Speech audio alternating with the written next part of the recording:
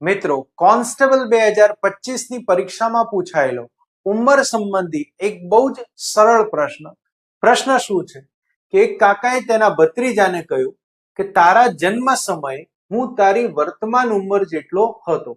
જો કાકાની ઉંમર અત્યારે 40 વર્ષ છે તો 5 વર્ષ પહેલા ભત્રીજાની ઉંમર કેટલી હતી?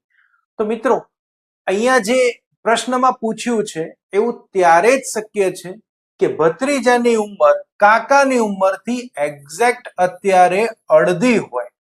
આનો મતલબ એવો છે કે ભત્રીજો અત્યારે 20 વર્ષનો હોય તો કાકા જ્યારે ભત્રીજાનો જન્મ થયો ને ત્યારે એક્ઝેક્ટ 20 વર્ષના હશે.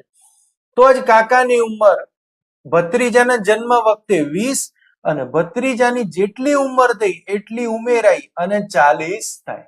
પણ આપણને ભત્રીજાની હાલની ઉંમર નથી પૂછી, આપણને પૂછ્યું છે 5 વર્ષ પહેલા ભત્રીજાની ઉંમર. તો 20 વર્ષ અત્યારે ભત્રીજાની ઉંમર હોય તો 5 વર્ષ પહેલા એની ઉંમર 15 વર્ષ હોય. તો 15 વર્ષ આપણને ઓપ્શન એ ની અંદર આપેલું છે.